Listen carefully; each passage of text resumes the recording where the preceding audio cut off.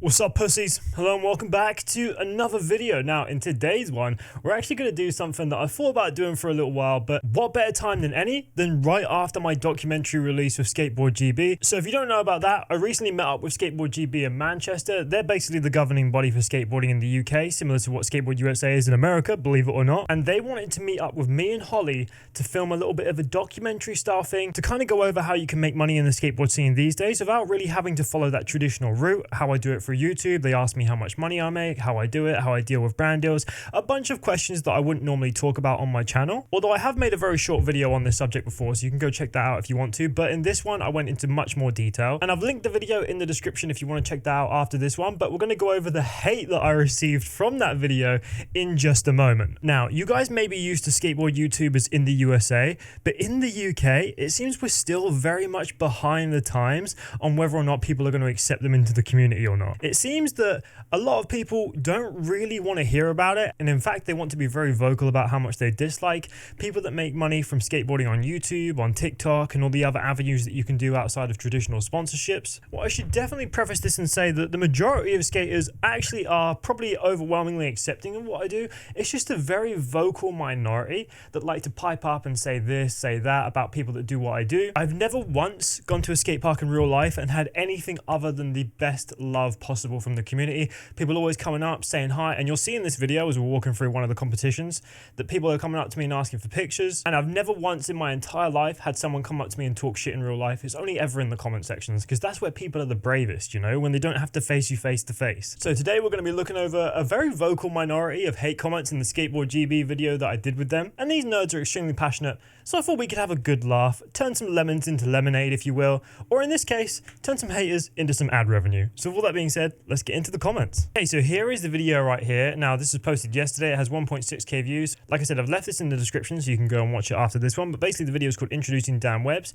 Skateboard GB do this thing on their channel where they take people from the UK community, show a bit about them, how you can do things outside of the traditional way of skateboarding. And I've just got to say, much love to Skateboard GB. They looked after me well. They're very nice people. I got on with all of them super well, especially Jake. Jake, you're a good old boy. Much appreciated for having me in this video. But yeah, we're going to get into the comment sections here because we're going to have a bit of fun. Why not? First comment is obviously from me. Thanks for having me, guys. Then we got, it's not too late to unintroduce him. We don't need any more clout goblins. Now, calling someone that does what I do a clout goblin is hilarious to me. Like, I'm not going to go and make a video to not have people watch it. And in the eyes and the definition of these people, clout is anything where you get over like 100, 200 views when you do something to try and get more views.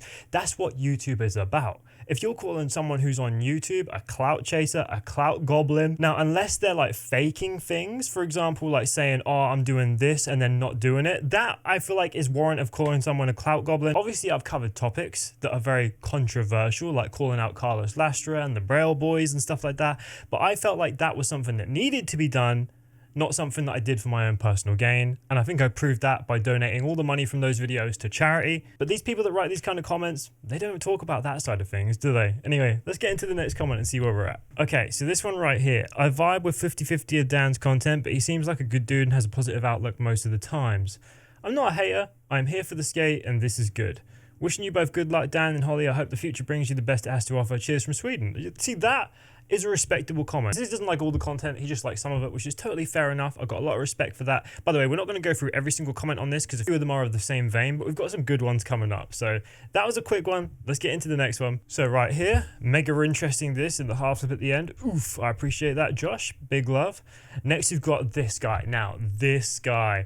Wheats2213. This geezer right here has been one of my biggest fans slash haters for the entirety of my skateboard career here on YouTube. It's mad that the internet is so content hungry you can just put out absolute shit and make a living off it. It's a job, but it's not an admirable job. First of all, to say that having a job where you can skate wherever you want, travel the world, work with your partner and your friends, now if that's not considered a good job, I have no idea what you're talking about. But anyway, this geezer right here, he has commented on dozens and dozens of my videos, probably close to 100 of my videos, just talking shit, saying Dan can't do this, Dan can't do that. I had to actually mute him from my channel because he was just commenting absolute brain rot for months and months and months at a time. But the funny thing is, it's not like he was clicking on the video, dropping the comment and then leaving. All the comments would reference something like 2/3 of the way through the video, so it was clear that he was watching the content. He was just hate watching it to drop a comment saying something nasty. And to be fair, when someone's a hater, I've got no problem with them leaving comments. I'll leave them on there. It's just when someone spams it and does it over and over and over and over again with no real constructive criticism. Like, if you're offering criticism, fair enough, then I'm all up for it. But if you're spamming comments like this guy was, then I'm gonna mute it. Now, funny enough, I actually clicked on this guy's page after reading this comment because obviously I recognize the name, and just to check right here, he's got this video made of me right here. So this guy talks a lot of shit about a lot of people skateboarding, but as you can see, and this video is basically brother,